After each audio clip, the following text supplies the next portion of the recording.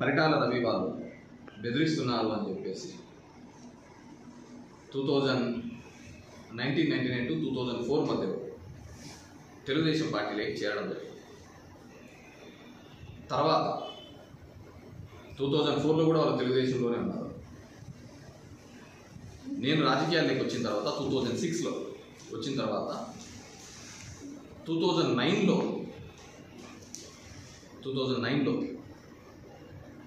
కోటి బాబుని వాళ్ళ నాన్న కోటి రాము నాతో, రాము ఇతనికి తెలియదు, నువ్వు దగ్గరుండి చూసుకోవాలా మా కుటుంబాన్ని అని చెప్పి పోయి మీరు కావాలంటే చూసుకో.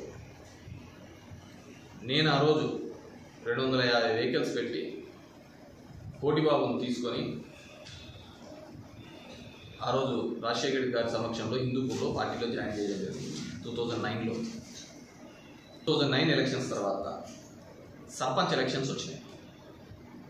సర్పంచ్ ఎలక్షన్స్ వస్తే వాళ్ళ మదర్ సర్పంచ్గా ఓడిపోవడం జరిగింది. వాళ్ళ అమ్మ ఓడిపోవడంతో వాళ్ళ కుటుంబం రాజకీయంగా ఇబ్బంది పడకూడదనే ఒకే ఒక కారణంతో మళ్ళీ ఆ కుటుంబాన్ని పైకి తీసుకోవాలి రాజకీయంగా అని చెప్పేసి, ఎందుకంటే వాళ్ళ నాన్నకి ఇచ్చిన మాట ప్రకారం తీసుకొని రావాలనే ఉద్దేశంతో 2013లో ఎంపీటీసీ ఎలక్షన్స్ జరిగితే మొత్తం ఎంపీటీసీలకు నయా పైసా నేనే ఖర్చు పెట్టి ఎంపీటీసీలందరినీ గెలిపించిన. అనుకోకుండా 2014లో ఎలక్షన్ ఓడిపోతే ఒక ఎంపీటీసీ నలబోయినపల్లి వెంకటేశ్వర రెడ్డి అనే ఎంపీటీసీ పార్టీ ఏదో అతనుకున్న ఇబ్బందుల రీత్యా అతను ఓటు వేయకుండా తప్పించుకుంటే కూర్గులో ఉంటే పట్టుకొని వచ్చి ఓటు వేసి అతను దానికి కూడా నాకు ఇంత ఖర్చు అయిందంటే అది కూడా ఇచ్చి అతనికి ఉందో లేదో విశ్వాసం నేను చెప్తున్నా, డబ్బు ఇచ్చి బత్తలపల్లి సెంటర్లో అదే సెంటర్లో తెలుగుదేశం పార్టీ వాళ్ళ చేత రాళ్ళు వేయించుకున్నా. నేను మా బండ్లని పగలగొట్టించుకున్నా. కోటిబాబు అనే వ్యక్తి ఆ రోజు వాళ్ళమ్మ ఓడిపోయి మళ్ళీ ఇది లేకుండా అంతకుముందు దానికంటే ముందు ఒక సూసైడ్ అటెంప్ట్ కూడా చేసినాడు. అతను ఎందుకు చేసినాడు?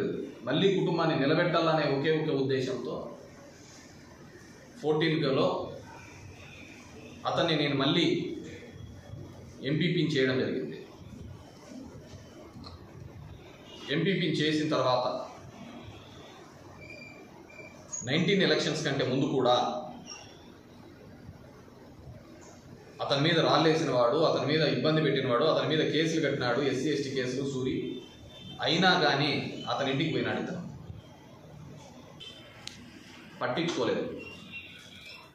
ఆ రోజు కూడా పోలీసులు చేసిన అంతకుముందు వెంకటాపురం ఈశ్వర అని చెప్పి ఇంకో దాంట్లో ఒక మర్డర్ జరిగితే పోలీసులు జరిగిన ఇంట్రాగేషన్లో వాళ్ళు చెప్పినది ఏంటంటే ఈశ్వర అనే ఇతను సూరికి 2 లక్షల రూపాయలు గుడికిస్తే పార్టీలో చేరతానని చెప్పినాడు అని చెప్పేసి వాళ్ళు చెప్పడం జరిగింది. అయినా కానీ దాన్ని ఎక్కడా కానీ రివీల్ చేయొద్దండి, ఆ కుటుంబానికి నేను తోడుగా ఉంటాను, అండగా ఉంటానని చెప్పేసి నేను ఇచ్చిన మాట ప్రకారం నేను నిలబడడం జరిగింది. తర్వాత 19లో అధికారంలోకి వచ్చిన తర్వాత ఒక జనరల్ సీట్లో వాళ్ళ భార్యని జెడ్పీటీసీ చేశాము, వాళ్ళ తమ్ముని కోటి నరేష్ని బత్తలపల్లి ఎంపీటీసీ చేశాను, వాళ్ళ ఇంకో తమ్ముడిని బత్తలపల్లి ఉప సర్పంచ్ చేయడం జరిగింది.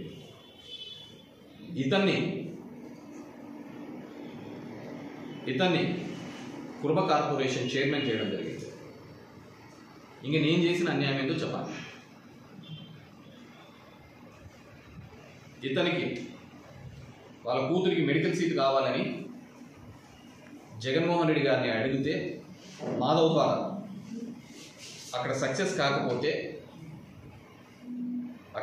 కాకపోతే నేను మళ్ళీ మాట్లాడి ఇతనికి మెడికల్ సీట్ ఉచితంగా ఫాతిమా కాలేజ్ అనే దాంట్లో కడప దాంట్లో ఇప్పిస్తే అతను వద్దన్నాడు. అని ఎక్కడ కుప్పంలో జాయిన్ చేయిస్తే దానికి కూడా అన్న డబ్బులు కావాలన్నా అంటే డబ్బులు కూడా ఇచ్చిన. నేను చెప్పినది ఏమాత్రం తప్పైనా కానీ అతని పిల్లల మీద, అతను నమ్మే శివుని మీద, నేను శ్రీశైలంలో ఉన్న శివుని నమ్ముతాను బాగా, నేను శివుని నమ్ముతాను, అతను గుడి కట్టించినాడు, దాని మీద ప్రమాణం చేయను. అతను నేను డబ్బులు తీసుకున్నానని ఆరోపణ చేసిన ఒక్క రూపాయి అంటే ఒక్క రూపాయి ఇంతవరకు ఒక్క రూపాయి కూడా వైఎస్ఆర్ కాంగ్రెస్ పార్టీకి సంబంధించిన మీటింగ్స్ కావచ్చు, ర్యాలీస్ కావచ్చు, మొత్తం వెహికల్స్ నేనే పెట్టాను. అతనితో ఏ ఒక్క రూపాయి కూడా ఖర్చు పెట్టలేదు. అతను ఏ దానికి చేసినాడో, ఏం చేసినాడో నేను అవన్నీ ఎత్తితే చాలా ఉంటాయి. అతను ఒక ఆరోపణ చేసినాడు, ఒక 18 ఎకరాల భూమి నేను తీసుకున్నాను, ఈశ్వరెడ్డి తీసుకున్నాడు అని చెప్పేసి. ఈరోజు మీ దగ్గర డాక్యుమెంట్ ఇస్తున్నాను. ఈరోజు 3:31కి 1B తీసినాను, తను చెప్పిన డాక్యుమెంట్. ఈ రోజుకి కూడా అది దేవాలయ భూముల కిందకే ఉన్నాయి. దేవాలయం సర్వే నెంబర్ 491 19.84. ఈ రోజుకి కూడా ఆ దేవాలయం దాని భూమి ఉందండి. ఈరోజు ఒక నేనంతగా పైకి తీసుకొని రావాలని ఒక ప్రయత్నం చేసింటే, మనసా వాచ ప్రయత్నం చేసి నిలబెట్టాలా అని వాళ్ళమ్మ సర్పంచ్ గలదాడికి చేస్తున్నా.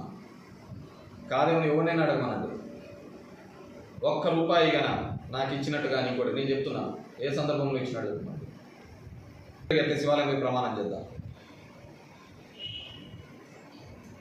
ఇంకా ఏమేమి చేసినాను మళ్ళీ చెప్పినట్టు ఇంకా ఇది బాగుండదు. ఇది ఎప్పటికీ ఉంది. పిలుచుకొని పోయి నేనే స్వయాన ఇద్దరిని, భార్యాభర్తలు ఇద్దరిని పిలుచుకొని పోయి, అన్న ఇట్లా చాలా ఇబ్బందుల్లో ఉన్నాడు బాబు,